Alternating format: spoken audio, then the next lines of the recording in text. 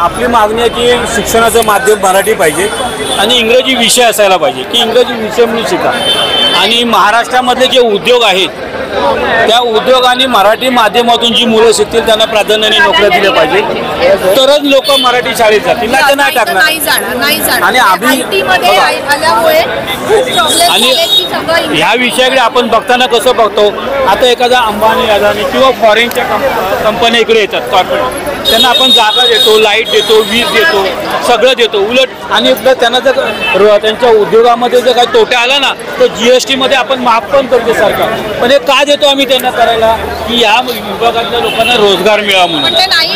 पण ते होत नाहीये म्हणून आता आपण मागणी केली की उद्योगाची भाषा मराठी असली पाहिजे व्यवहाराची भाषा मराठी असली पाहिजे तरच मराठीतून शिकलेल्या मुलांना नोकऱ्या मिळतील उद्योग धोरण आणि कामगार धोरण हे भाषा धोरणाशी संलग्न झालं पाहिजे अशी आपली मागणी आहे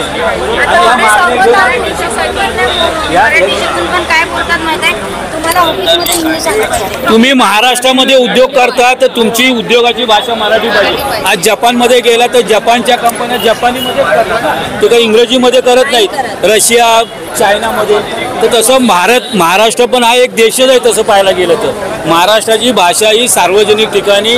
कामकाजाची भाषा उद्योगाची भाषा मराठी असली पाहिजे आणि म्हणून आपण त्या सरकारशी भांडतो आम्ही 1.5 महिन्यापूर्वी आझाद मैदानामध्ये आंदोलन केलं आमचे राज्यकर्ते मराठीच्या मागण्यांना दुर्लक्ष करतात